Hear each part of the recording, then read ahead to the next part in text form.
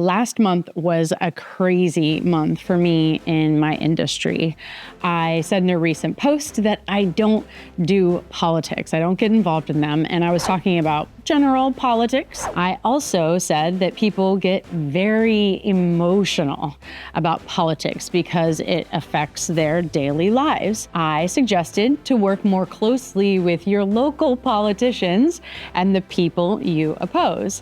Well, in our industry, politics have now come to me, and opposition has come to me in the process. In a very sudden way, I learned about a new proposed legislation, and the association that we're a part of, called the IFA, that protects franchising, is playing a major role in the support of this legislation as they helped write the legislation. The legislation is requesting aggressive disclosure for non-decision makers. It's creating severe consequences for technicalities, and it's increasing cost for all franchise sales by expanding the scope of who is in our industry substantially. In my view, it is not ready for prime time. It needs a lot more work, and in its current form is likely to have some unintended consequences. It also currently doesn't fix the problem it's attempting to solve. Now, when I saw this new legislation, I went through it line by line, and I was surprised that so many people were on board with it as written and claiming that it was a good thing and accepting the terms as outlined. It was confusing why there was a lack of conversation and speaking against it. But I have come to understand that the IFA was requesting brokers not to speak up about it because they wanted to get our networks on board with this legislation for increased disclosure. Now, the IFA is a powerful organization. They are completely thriving and have done an incredible job in so many of their programs. It's a highly respected organization, and rightfully so. They do great work. People don't want to stand in opposition of the IFA, but the readers also don't understand the impact of what's being created here. The reality is that people will go along with things because they simply don't have the time to invest in truly understanding it, because on the surface it sounds good, and so they go along. Now, that's my opinion, of course, and the facts of me and my illegal team and how we see it. It's also my fear presenting outwardly. So one of my life mantras is that when you stand up, be careful who you're pushing down. So I'm in conflict here because the urge to fight against those unintended consequences is strong in me. I have this internal tenacious fighter in me, and she has come out with this situation. I assume it comes from that V moment that I told you about before, where that 12-year-old little girl in me said, "Stop, no more. I'm not gonna let you do this to me again."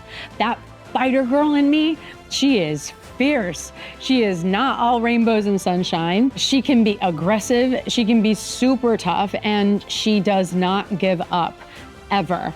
And that's my starter or base model.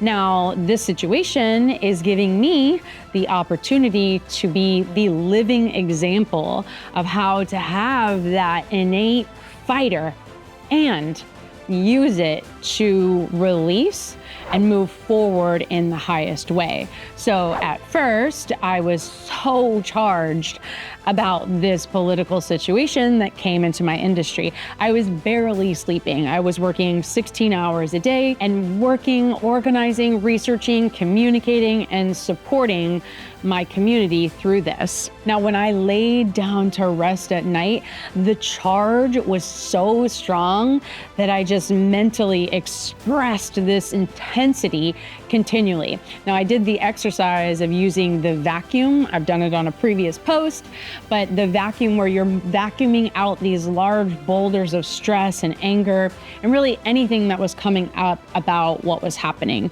Through the For Real method, FFFRLL method, the releasing process that I use, I eventually got to a clearing where I was shown that I needed to go through this and I needed to take you with me. So many people are struggling with politics right now in their own lives.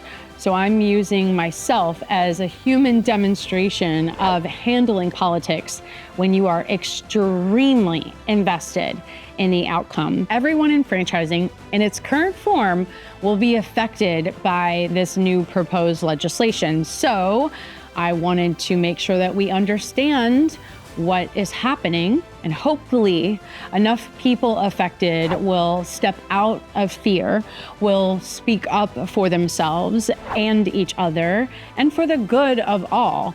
But regardless of how this turns out, I know with 100% assurance that this is happening for me, not to me, and that this is an opportunity to release more charge to God in exchange for the peace that is beyond the ego and the fear of the situation. I also know that we as a company were built for this.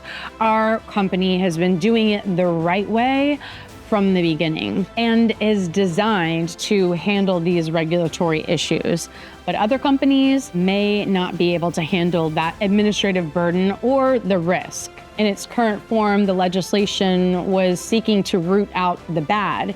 Instead, it's rooting out the small. The coming series of content will be around our history, our industry, working with franchise brokers and what they do, a breakdown of the proposed legislation, and it's all wrapped up in emotional management and emotional intelligence.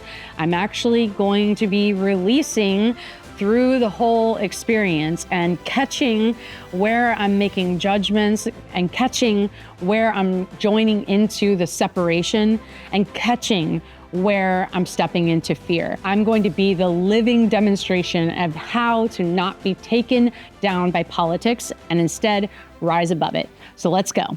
Let's do this.